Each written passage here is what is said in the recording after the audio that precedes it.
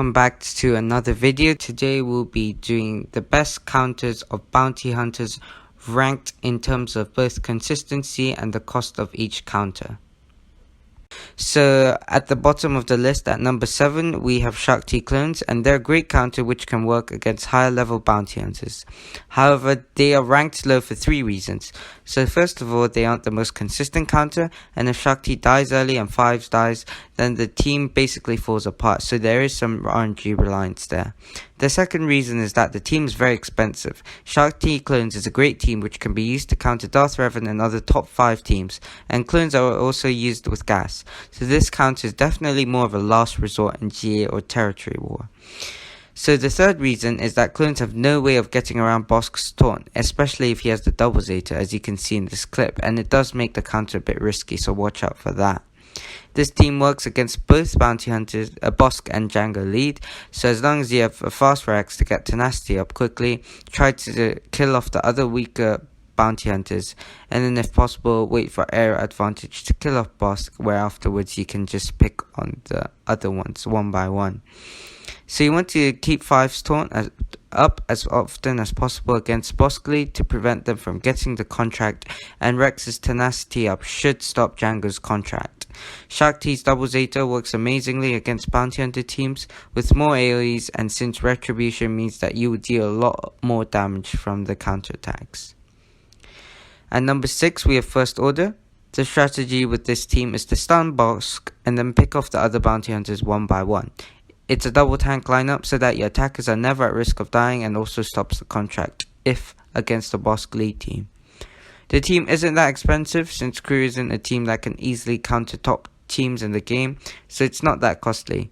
However, the counter can be stopped if the opposing Bossk outruns your crew and your First Order officer, who can pass turn meter over to crew to get a taunt up, and has the unique Zeta so he doesn't lose the taunt.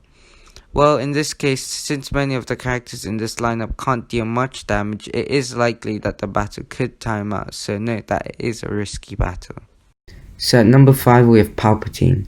So this counter is really consistent, but the reason we put it in number 5 is because it's so costly, especially after the Vader rework, and Vader, as you know, has a new Zeta, Merciless Pursuit. Therefore you can use it to counter Rey and others, so it's not the best, but it definitely works very well if you can afford to use Vader. So the main strategy is to just outrun the opposing team and then inflict loads of debuffs, and you have the turn meter train because of Palpatine's lead Zeta, and it works really consistently with Bastila, Fallen and Vader under Palp Lead. But note that it's number 5 once again because Vader is really good, and Bastila Fallen is obviously needed for your Darth Revan, and the counter is only useful if your opponent has really good bounty hunters. So let's say yours is gear 12 and theirs is relic, then you can probably consider using these units. So if you see in the clip, they're relic 7 and the Vader and Bastila Fallen aren't geared up, and we can still beat them. And in the second clip we have Nihilist substituted in for Bastila Fallen with the pre-reworked Vader to note again, and as you can see the counter still works, but some of the characters may die since less debuffs will mean less turn meter, and you increase the risk of giving the opposing team a turn, but they still shouldn't have enough turns to set off their contract as long as you put enough debuffs on them. However, if you do run this lineup with Bastila Fallen, it has amazing banners in Grand Arena and can be useful at times. At number 4 we have CLS. So CLS is a great counter against both Django and Bossk because it's an amazing damage output, stun control, and you can stop Bossk from taunting and stunning and try and taking out the attacks as soon as possible, since as soon as Django gets in it gets very sketchy, and if you want a very reliable win and a high banner win you would want to use this. As you can see in the clip, I got a bit lucky because I let Bossk taunt, which should have meant I lost, but R2 had no protection, so I was able to dispel it. But ideally you basically want to make sure that Bossk never takes a turn, because once he takes a turn you have to target him, and then the support units which do the most damage, Django, Boba and others, will absolutely annihilate your team. So in terms of modding, extra potency would be nice, because you can see that I struggle to land debuffs a lot, but you should probably only need one potency set, and this counter is definitely consistent if you get the strategy right. It's generally quite easy, just control the field with Hans, shoots first, and yeah, they shouldn't even take a turn, to be honest. It's got very high banners, works against very high relics.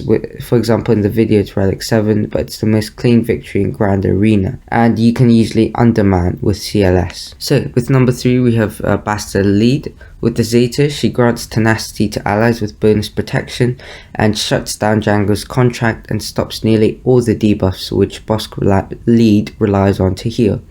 So although this lineup with Bastila Lead and Yoda isn't very ideal, if you're running a Ray counter with JKR without Bastila, then you can use this leftover team to counter the bounty hunters, and it's very consistent at similar gear levels. So Yoda would definitely be the best option for an attacker, but if you have a good Ezra, you could potentially replace him, because you probably want Yoda somewhere else. So you want your main damage dealer, so Ezra or Yoda, to have as much offense and crit damage as possible, since you'll be calling them to assist often, and your tanks to have lots of health to get more bonus protection.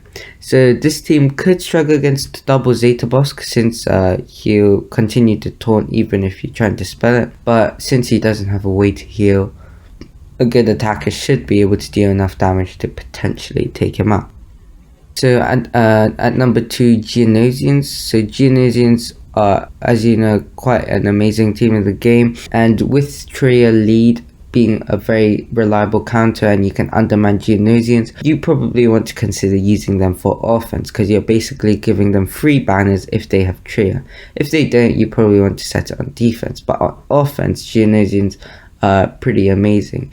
So basically with bounty hunters, your brood alpha will call the 6-slot Geonosian, just absorb all the hits. You want to beat them before they get their contract, so I'd say you need pretty similar gear levels. If they have Django, you definitely have to watch out. Same tactic as always, you want to ability block Bosk so he doesn't get the taunt, and then try and kill off the main damage dealers, which are Django and Boba Fett first, or you can kill the weakest ones first, but just make sure they don't get so many turns that they set off their contract. But it should be a pretty reliable counter with very high banners, especially if you just stall out towards the end and use that lead to your advantage and heal yourself back up, and it should be an easy 60 banners.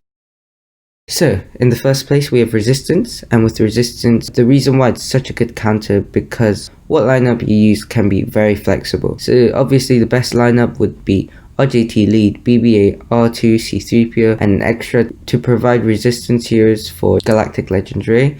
But if you run Resistance Trooper, Poe, and many others without really compromising the counter. So RJT and Zeta Finn Lead both works, but as you can see, Finn Lead isn't as good as RJT. So in the first clip, I'm running RJT, BB-8, R2, Resistance Trooper, and Poe, and it works great since R2 has an AoE which can inflict up to 5 exposes.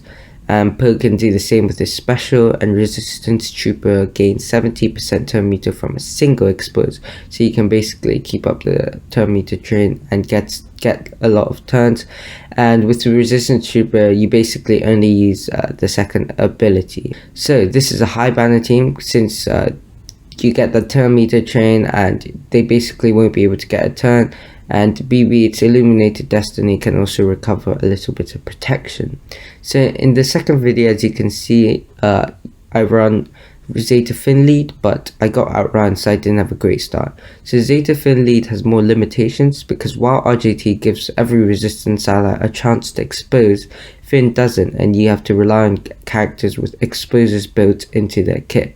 So I suggest running Zeta Finn with Resistance Trooper and Poe to maximize your chances of success, with 2 other resistance allies, and good options being Resistance Pilot, Holder, or Race Scavenger. So you just need to have enough characters to land enough exposes to keep the turn meter train going. So Zeta Finn is not that good, but in general Resistance is quite a cheap counter, and yeah, Resistance is not really a great team right now, a B tier. But with Resistance heroes, you probably want to save that for Galactic Legends Ray. So as for that, you probably want to use resistance for their bounty hunters and very high banners. And yeah, RJT lead is the most consistent one, so I advise going for that and zetaing that. Anyways, thank you guys for watching the video. Tell us if you enjoyed it or not, and make sure to comment down below what other counters you want to see. Thanks for watching, and I'll see you in the next video.